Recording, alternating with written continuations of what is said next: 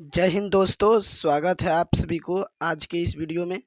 दोस्तों, आज के इस वीडियो में लेकर आए हैं बायोलॉजी क्लास 10th का अध्याय 2 का संपूर्ण लघु उत्तरीय प्रश्न का हल।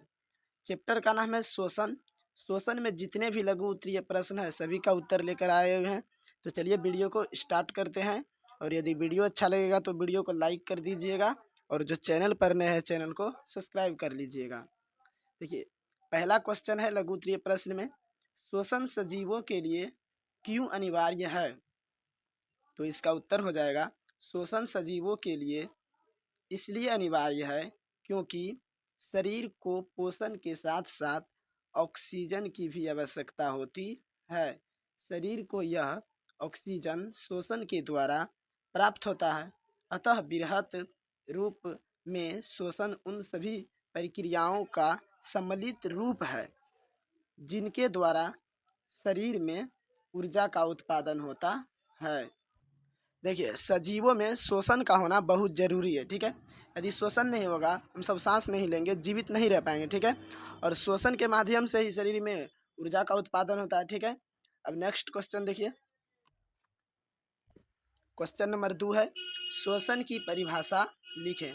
ठीक है दोस्तों, ये इम्पोर्टेंट क्वेश्चन है, आप लोग अच्छा से याद रखिएगा। तो इसका उत्तर हो जाएगा, वैसे भी क्रिया जिसमें ऑक्सीजन ग्रहण की जाती है जिसके फलस्वरूप कोशिकाओं में उपस्थित ग्लूकोज का ऑक्सीकरण होता है, फलता ऊर्जा की मुक्ति होती है तथा कार्बन डाइऑक्साइड यानी CO2 शरीर से बाहर निकालना ही श्वसन कहलाता है। देखिए, श्वसन का परिभाषा, वैसे भी क्रिया जिसमें ऑक्सीजन का ग्रहण होता है, ठीक है, जिसके स्वरूप क्या होता है, कोशिकाओं में उपस्थित जो ग्लूकोज होता है उसका ऑक्सीकरण होता है, फिर ऊर्जा की मुक्ति होता है, ठीक है, और फिर से कार्बन डाइऑक्साइड जो शरीर से बाहर निकालते हैं उसी प्रक्रिया को श्वसन कहते हैं। अथवा इसका दूसरा आंसर देखिए, इसका दूसरा परिभाषा, श्वसन एक ऐसी प्रक्रिया है जिसमें जीव विशेष रूप से कोशिकाएं ऊर्जा प्राप्त करने के लिए ऑक्सीजन का उपयोग करके भोजन को तोड़ते हैं।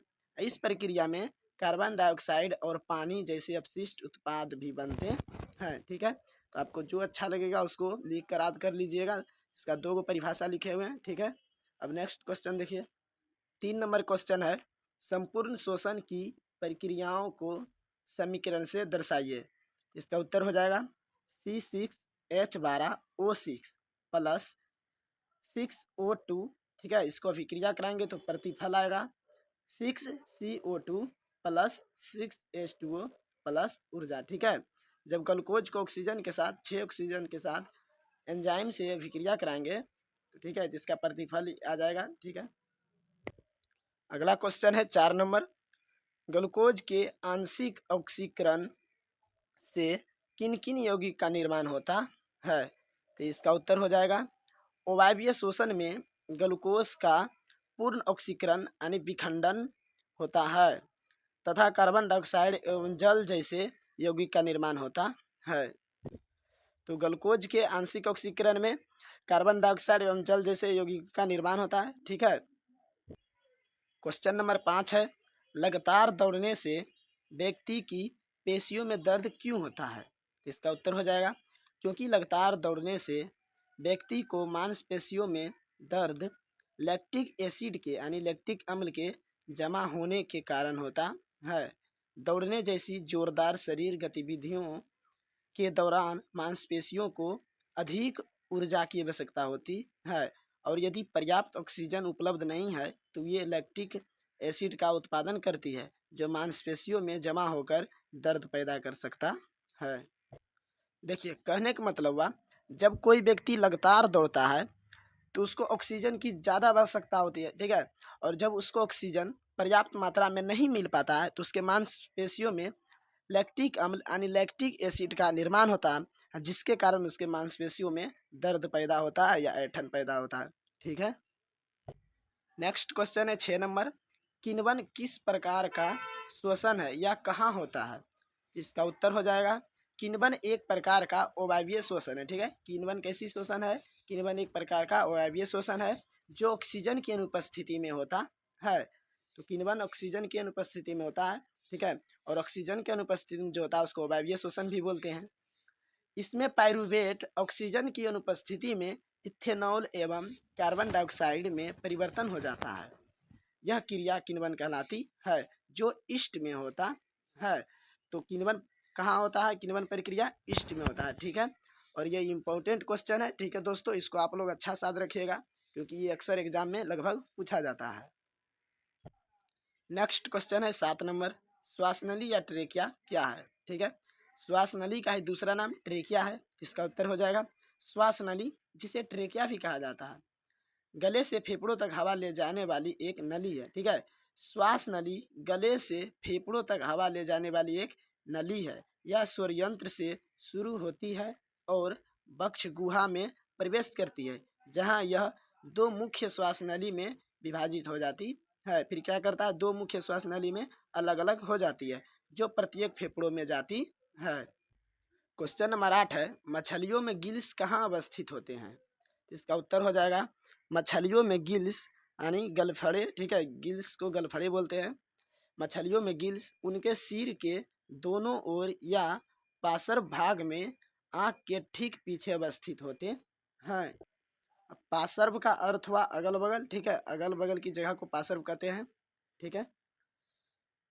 फिर उसके बाद ये गिल कक्षों में स्थित होते हैं, जहाँ पानी में से घुले हुए ऑक्सीजन को ग्रहण किया जाता है और कार्बन डाइऑक्साइड को बाहर निकाला जाता है। तो मछलियों में गिल्स कहाँ होता है? तो मछलियों में गिल्स सिर के दोनों ओर आँख के ठीक पीछे वाले भाग में अवस्थित होता है, ठीक है, पीछे वाले भाग में स्थित रहता है। और ये गिल्स से क्या करता है? जो पानी में ऑक्सीजन घुला रहता है, उसी के माध्यम से सांस लेता है और कार्बन डाइऑक्साइड को बाहर निकाल देता है। अब देखिए क्वेश्चन नंबर 9 है, मानव शरीर की कौन कौन सी संरचनाएं श्वसन अंगों का निर्माण करती है? पूछ रहा मानव शरीर की कौन कौन सी ऐसी संरचनाएं हैं जो श्वसन अंगों का निर्माण करती है? इसका उत्तर है, लिखेंगे मानव शरीर की श्वसन अंगों का निर्माण इस प्रकार होती है, ठीक है। कैसे होता है? नाक से, मुंह से ग्रसनी, स्वर यंत्र यानी जिसको लैरिंक्स भी बोलते हैं, श्वास नली, श्वसनी, श्वास नलिकाएं, वायु कोष्ठ और फेफड़ों जैसी संरचनाओं से मिलकर होता है। इन सभी से मिलकर श्वास नली का निर्माण होता है, जो ऑक्सीजन लेने और कार्बन डाइऑक्साइड छोड़ने में मदद करती है, ठीक है।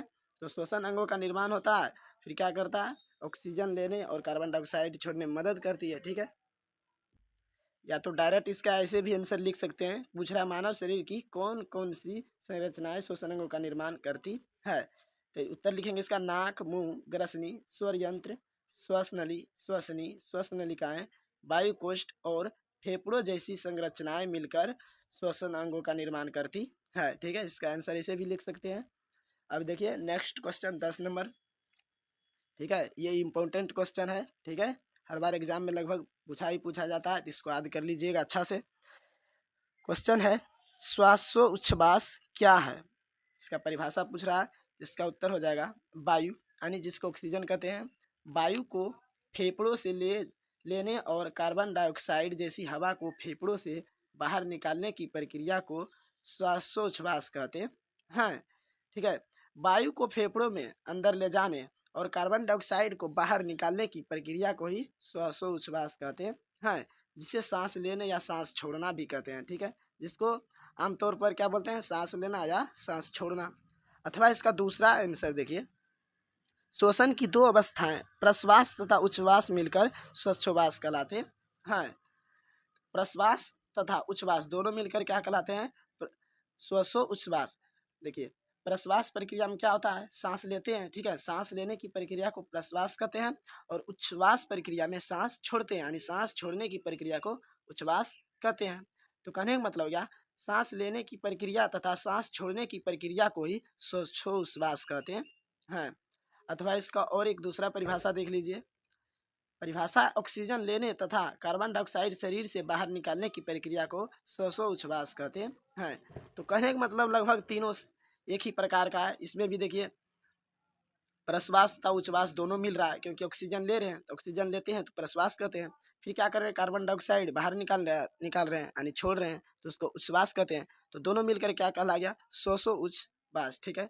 तो जो अच्छा लगेगा आपको लिख कर याद कर लीजिएगा, ये इंपॉर्टेंट क्वेश्चन है, ठीक है, और ये अंतिम क्वेश्चन है, ठीक है दोस्तों। और यदि वीडियो अच्छा लगा तो प्लीज़ वीडियो को लाइक कर दीजिए और जो चैनल पर चैनल को सब्सक्राइब कर लीजिए और मिलते हैं नेक्स्ट वीडियो में। बाकी बात वीडियो देखने के लिए धन्यवाद।